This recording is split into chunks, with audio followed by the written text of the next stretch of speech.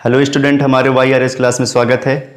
मैं आपको इसके पहले वाली वीडियो में पढ़ा चुका हूँ रासायनिक अपक्रिया के बारे में, मतलब रासायनिक समीकरण लिखना और रासायनिक समीकरण को संतुलित करना। तो आज हम आपको अगली हेडिंग बताएंगे, संयोजन अपक्रिया। मतलब संयोजन अपक्रिया किसे कहते हैं, इसका कई एग्जाम्पल भी देकर के आपको बताएंगे। तो आइए देखते हैं संयोजन अपक्रिया क्या है। यहाँ पे मैं लिख भी दिया हूँ ताकि आपको कोई दिक्कत ना हो। चलिए देखिए, हेडिंग है संयोजन अपक्रिया। तो आइए देखते हैं संयोजन अपक्रिया क्या है, किसे कहते हैं। ऐसी रासायनिक अपक्रिया जिसमें दो या दो से अधिक अभिकारक मिलकर एकल उत्पाद बनाते हैं, जिसे संयोजन अपक्रिया कहते हैं। तो आइए इसको हम लोग उदाहरण द्वारा समझते हैं। कोई भी एक एग्जाम्पल आप लोग लिख सकते हैं, जैसे सोडियम, मैग्नीशियम, एल्यूमिनियम। चलिए हम लोग ले रहे हैं यहाँ पे कार्बन C+O2। तो यहाँ पे क्या बनेगा, कार्बन ऑक्सीजन के साथ क्रिया करके बनाएगा CO2, जिसे हम कहते हैं कार्बन डाइऑक्साइड। कार्बन क्रिया किया ऑक्सीजन के साथ, यहाँ पे बना दे रहा है कार्बन डाइऑक्साइड। तो यहाँ पे देख रहे हैं, यहाँ पे लिखा गया है कि ऐसी रासायनिक अपक्रिया जिसमें दो या दो से अधिक अभिकारक मिलकर एकल उत्पाद बनाते हैं, जिसे संयोजन अपक्रिया कहते हैं। तो यहाँ पे देखिए, दो या दो से अधिक यहाँ पे क्या मिले हुए हैं, अभिकारक हैं। ये दोनों आपस में मिले, यहाँ पे देखिए एकल उत्पाद बना रहे हैं। इसी प्रकार से और हम देखते हैं अगला, जैसे H2+O2 मिलके यहाँ पे क्या बनेगा, H2O, जिसे हम जल कहते हैं।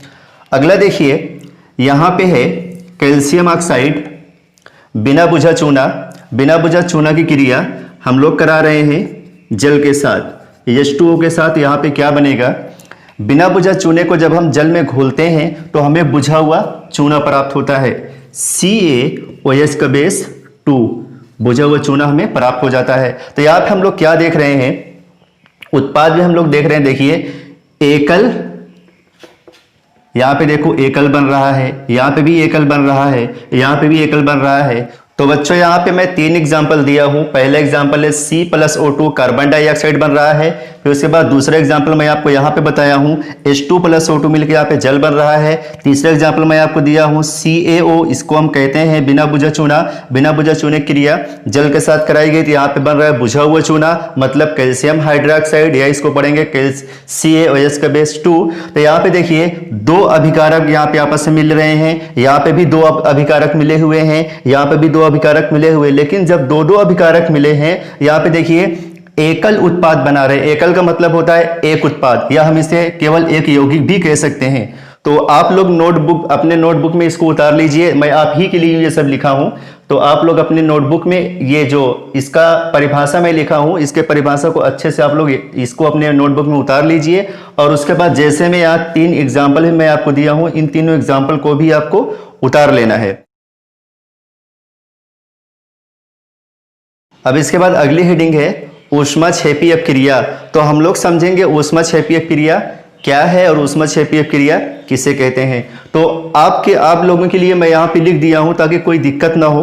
तो यहाँ पे देखो मैं लिखा हूँ, जिन अपक्रियाओं में उत्पाद के साथ साथ ऊष्मा भी उत्पन्न होती है, उसे हम ऊष्माक्षेपी अपक्रिया कहते हैं। उत्पन्न के मतलब होता है क्रिया करने के बाद कुछ ऊष्मा बाहर निकलती है।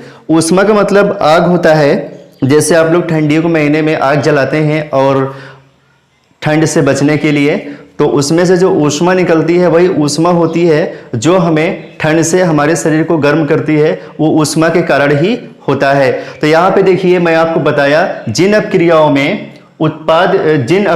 में उत्पाद के साथ साथ ऊष्मा भी उत्पन्न होती है, उसे हम ऊष्माक्षेपी अपक्रिया कहते हैं। उत्पन्न के मतलब इसमें कुछ मात्रा में ऊष्मा भी बाहर निकलती है। चलिए यहाँ पे एग्जांपल दे रहे हैं, जैसे में मैं आपको बता रहा हूं, मेथेन। मेथेन का सूत्र होता है CH4। मेथेन की क्रिया करा देते हैं ऑक्सीजन गैस के साथ। ऑक्सीजन गैस का सूत्र होता है O2। तो अब यहाँ पे देखिए क्या बनता है, यहाँ पे कार्बन है और हाइड्रोजन है और ऑक्सीजन है।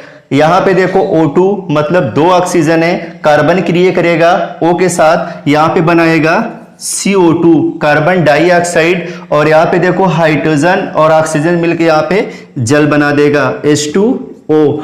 और इसके बाद इसमें कुछ मात्रा में ऊष्मा भी बाहर निकल रही है, कुछ मात्रा में इसमें ऊष्मा भी बाहर निकल रही है। अगला एग्जांपल यहां पे देखते हैं, ग्लूकोज। ग्लूकोज का सूत्र होता है C6H12O6। इसकी क्रिया करानी है, इसकी भी क्रिया ऑक्सीजन के साथ ही कराएंगे O2। तो यहां पे देखिए क्या बनता है, यहां पे बनेगा कार्बन ऑक्सीजन के साथ मिलकर बना देगा कार्बन डाइऑक्साइड, और उसके बाद हाइड्रोजन और ऑक्सीजन मिलके जल बनेगा H2O, और इसमें भी प्लस ऊष्मा बाहर निकल रही है, इसमें भी प्लस ऊष्मा बाहर निकल रही है। तो जो आपने यहां एग्जाम्पल में लिखा है वही चीज मैं यहां पे आपको थ्योरी लिख के बता दिया हूं ताकि आप लोग के लिए कोई दिक्कत ना हो। तो यहां पे आइए हम लोग फिर से समझते हैं कि ऊष्मक्षेपीय क्रिया क्या है। तो आप ही लोगों के लिए मैं यहां पे लिख दिया हूं ताकि कोई दिक्कत ना हो, और नोटबुक में आप लोग इसको नोट कर लीजिए। यहां पे लिखा है जिन अभिक्रियाओं में उत्पाद के साथ साथ ऊष्मा भी बाहर निकलती है या फिर ऊष्मा उत्पन्न होती है, दोनों चीजें एक ही है, उत्पन्न होती है, उसे ऊष्मक्षेपीय क्रिया कहते हैं। यहाँ पे जैसे मैं लिख दिया हूं, मेथेन का सूत्र CH4 होता है। आप लोग जानते हैं, नहीं जानते जान लीजिए, मेथेन का सूत्र CH4 होता है। ऑक्सीजन का सूत्र मैं कई बार बताया हूं, O2 होता है। जब यहाँ पे ये दोनों आपस में क्रिया कर रहे हैं तो क्या बन रहा है, यहाँ पे बन रहा है कार्बन डाइऑक्साइड, जल, और कुछ मात्रा में ऊष्मा भी यहाँ पे बाहर निकल रही है। अब इसके बाद यहां पे देखते हैं ग्लूकोज का सूत्र होता है C6H12O6। ये क्रिया की ऑक्सीजन के साथ ये बना दिया कार्बन डाइऑक्साइड प्लस जल प्लस ऊष्मा यहां पे बाहर निकल रही है।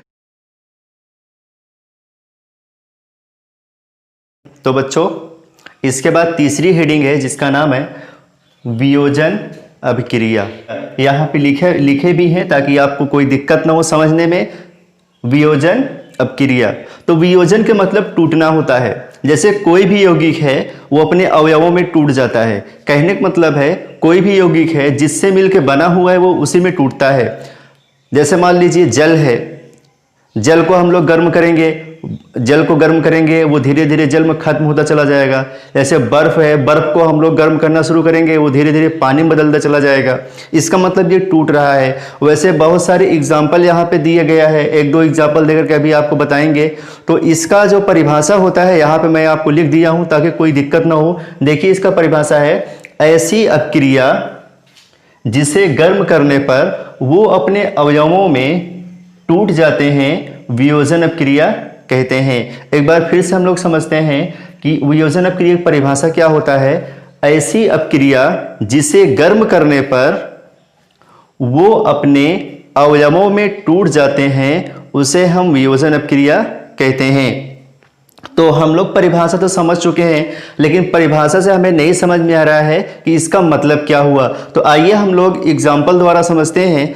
जैसे मान लीजिए यहाँ पे एक यौगिक ले रहे हैं कैल्शियम कार्बोनेट। कैल्शियम कार्बोनेट का सूत्र होता है CaCO3। ये है कैल्शियम कार्बोनेट। अब हम लोग कैल्शियम कार्बोनेट को गर्म करेंगे।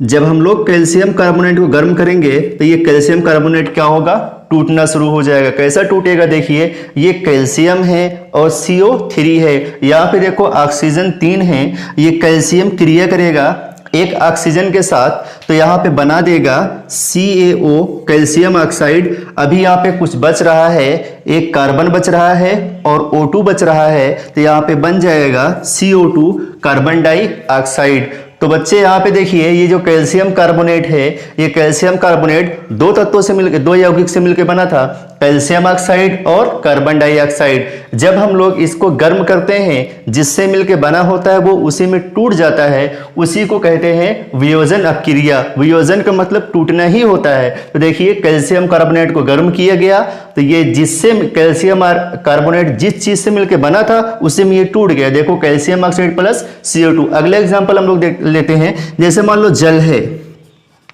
ये बहुत सभी लोग को आता है, बहुत छोटा सा है जल। जल के बारे में सभी लोग जानते हो, जल का सूत्र क्या होता है, H2O होता है। अब हम लोग जल को गर्म करना शुरू करते हैं। जब हम लोग जल को गर्म करेंगे तो जल किससे मिलकर बना होता है, आप लोग जानते हो जल दो चीज से मिलकर बना होता है, हाइड्रोजन और ऑक्सीजन।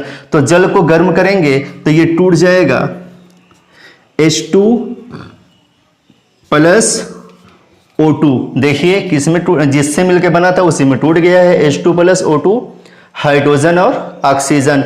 अब इसके बाद तीसरा एग्जांपल आपको दे रहे हैं। तीसरा एग्जांपल क्या है? NH4Cl। इसको हम लोग क्या पढ़ेंगे? इसको पढ़ेंगे अमोनियम क्लोराइड। अमोनियम क्लोराइड को जब गर्म करेंगे, तो ये क्या बनेगा? यहां से एक हाइड्रोजन निकलेगा तो ये बन जाएगा NH3। एक हाइड्रोजन निकलेगा तो ये बन जाएगा NH3 बनेगा। फिर प्लस अभी यहाँ पे एक हाइड्रोजन बचा हुआ है और एक Cl मिलके क्या बन जाएगा? HCl। तो हम लोग क्या देख रहे हैं? अमोनियम क्लोराइड को गर्म किया गया, NH3 प्लस HCl बना। H2O को गर्म किया गया, H2 प्लस O2 बना। CaCO3 को गर्म किया गया, CaO प्लस CO2 बना।